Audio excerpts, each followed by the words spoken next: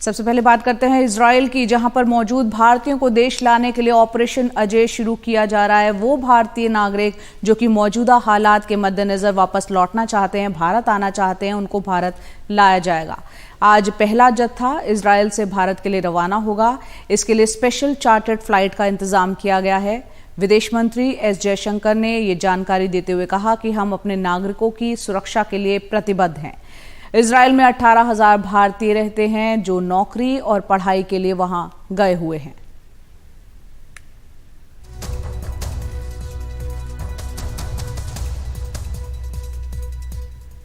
तो किस तरह की कोशिशें चलाई जा रही हैं ऑपरेशन अजय के जरिए भारतीयों को वापस भारत लाने के लिए, इस पर देखते हैं हमारे सहयोगी उमाशंकर सिंह की ये रिपोर्ट।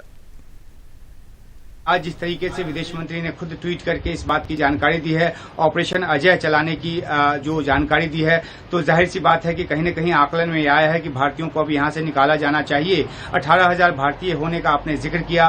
जो 18,000 भारतीय हैं उनमें से ज्यादातर भारतीय जो हैं वो दक्षिणी इलाकों में रहते हैं। खासतौर पे जो अशदोद शहर है या एस्कलोन, जहां से अभी मैं आपसे बात कर रहा हूं, दिमोना और बरशेवा, ये इलाके हैं जहां पे भारतीयों की तादाद अच्छी खासी है। और ये दक्षिणी इलाका है और इस दक्षिणी इलाके में जो गाजा से लगने वाली सीमा है, उस इलाके को, जिसको कि गाजा डिवीजन कहा जाता है, इजराइल की आर्मी ने उसको प्रोहिबिटेड एरिया घोषित कर दिया है। और यहां से जो सिविलियंस हैं, जो इजरायली सिविलियंस भी हैं, उनको निकालने की कोशिश की जा रही है। सबसे बड़ी बात है कि जो ग्राउंड ऑपरेशन की जो एक तैयारी है, उसके मद्देनजर ये फैसला लिया गया लगता है। तो अब जब भारतीय जो ज्यादातर दक्षिणी इलाके में रहते हैं और जो 18,000 भारतीय हैं, उनमें से 14,000 भारतीय जो हैं वो केयर गिवर हैं, यानी कि जो एल्डरली लोग होते हैं, बुजुर्ग लोग होते हैं, उनकी सेवा के लिए यहां पर आते हैं। तो जब वहां से सिविलियन आबादी जो है उनको निकाला जा रहा है, तो ऑब्वियसली जो भारतीय उनके साथ काम कर रहे हैं बड़ी तादाद में, उनको भी बाहर निकाला जाएगा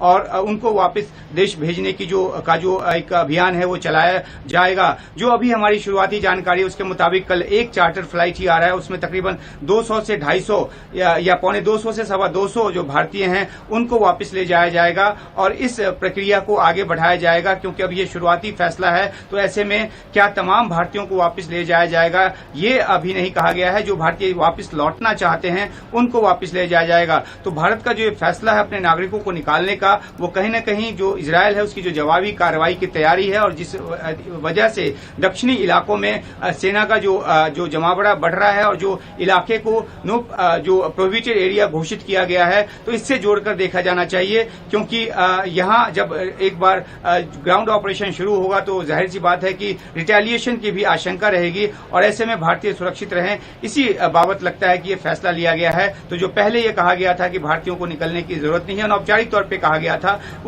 उसके मद्देनजर अब देखें तो अब जो है भारतीयों को निकालने का फैसला किया गया है और ये एक बड़ा फैसला है।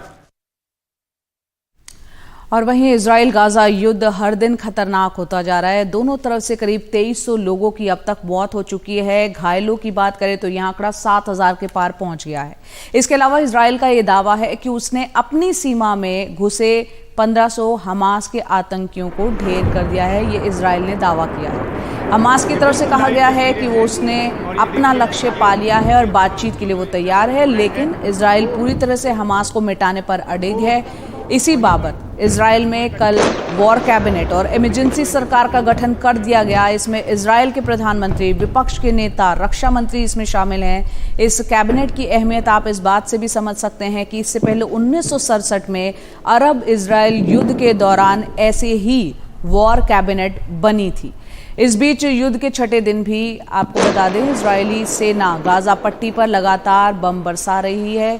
दूसरी तरफ ये भी इजराइल को दूसरी तरफ से भी यहाँ पर इजराइल को निशाना बनाकर रॉकेट दागे जा रहे हैं। तो ये जंग किस तरह से शनिवार को 7 अक्टूबर को शुरू हुई और तस्वीरों में आप देख सकते हैं बमबारी लगातार चल रही है। ज़मीनी हकीकत देखकर ये साफ लग रहा है कि इजराइल गाजा पर पूर्ण नियंत्रण की तैयारी में है। उसने गाजा पट्टी सीमा पर अपना कंट्रोल बना लिया है। गाजा के हर एंट्री पॉइंट को इजराइल ने सील कर दिया है। इसमें हजारों बेगुनाह लोगों की जान जा रही है।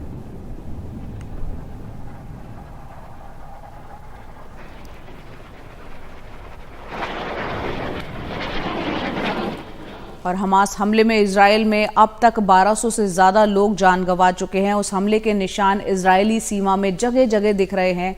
आइए देखते हैं। आतंक ने अपने पैरों तले कैसे मासूमों को कुचला, इसके निशान यहां हर ओर बिखरे पड़े हैं।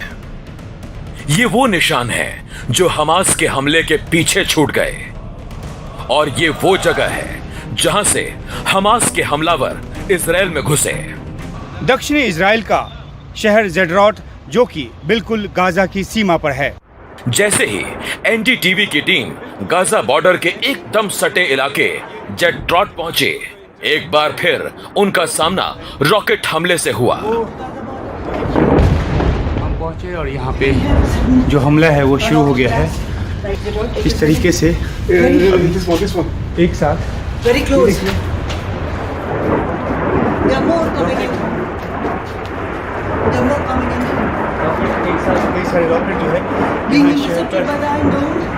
But there are more coming in.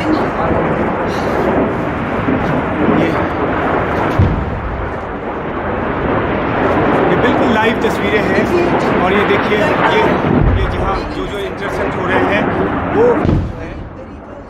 वो वहीं पर धुएं का छोटा सा गुबार बन जा रहा है, लेकिन जो इंटरसेप्ट नहीं हो पाते वो रिहायशी इलाकों में गिरते हैं। और ये देखिए किस तरीके से यहाँ जो है ये बिल्कुल लाइव तस्वीर यहाँ हम शूट कर रहे थे और उसी बीच में ये होना शुरू हो गया। और ये जेडरॉट है, जो कि जैसा कि मैं बता रहा था कि ये इलाका जो है बिल्कुल सीमा के करीब है। गाजा पट्टी से तकरीबन 2500-2700 फीट की दूरी पर इसकी सीमा लगती है। और यहाँ रिहायशी इलाका जो है वो बिल्कुल सन्नाटे में है। ये जगह गाजा से महज 2700 फीट दूर है, इसीलिए इसी को हमास ने सबसे पहला निशाना बनाया, और खतरा अब भी बना हुआ है।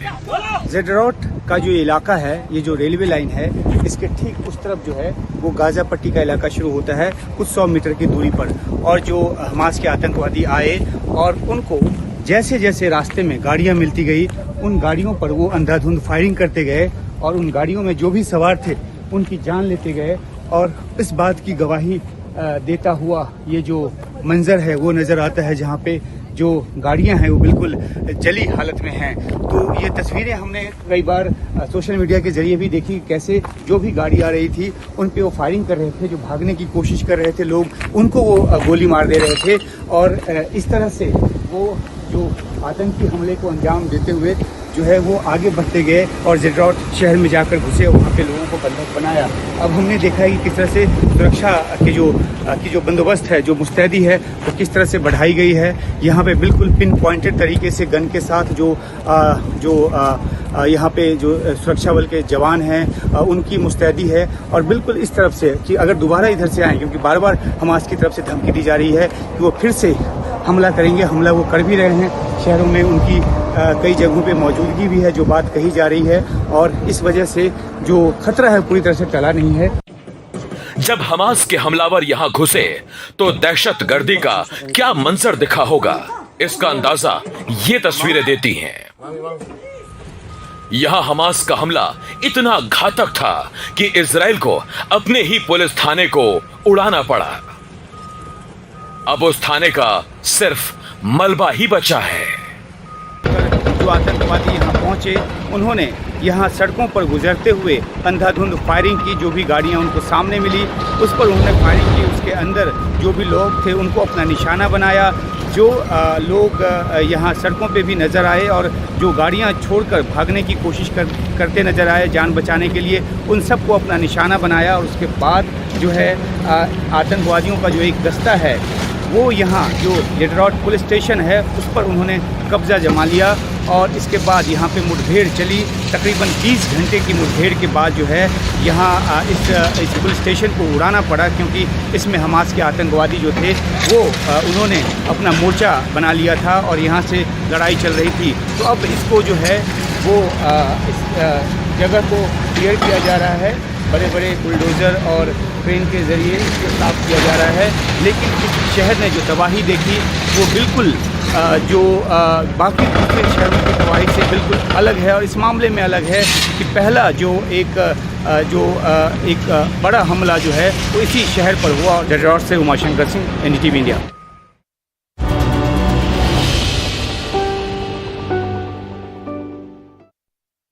प्रधानमंत्री मोदी आज उत्तराखंड के दौरे पर रहेंगे। इस दौरान वो कई बड़ी सौगात देंगे राज्य को। प्रधानमंत्री आदि कैलाश के दर्शन करेंगे और यहीं से कुछ दूरी पर आगे जाके वो जगह बताई जाती है जहां कैलाश के सीधे दर्शन हो सकेंगे। प्रधानमंत्री आदि कैलाश के दर्शन करने के लिए आ रहे हैं। यहीं से कुछ और आगे है वो जगह जहां से कैलाश के सीधे दर्शन हो सकेंगे, लेकिन फिलहाल वहां पर आम लोग नहीं जा सकते हैं। सीजन के दौरान आदि कैलाश के दर्शन करने के लिए हजारों लोग जाते हैं।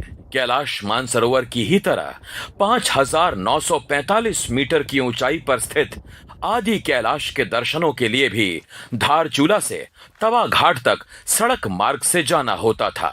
उसके बाद पहाड़ों पर पैदल चलते हुए 8 से 10 दिनों की यात्रा होती थी। लेकिन सड़क बनने के बाद यात्रियों को भी सुविधा हो गई है और स्थानीय लोगों के लिए भी रोजगार के मौके खुल गए हैं। सड़क बनेगी तो जहाँ सड़क पहुँचेगी तो वहाँ विकास हो गए सर।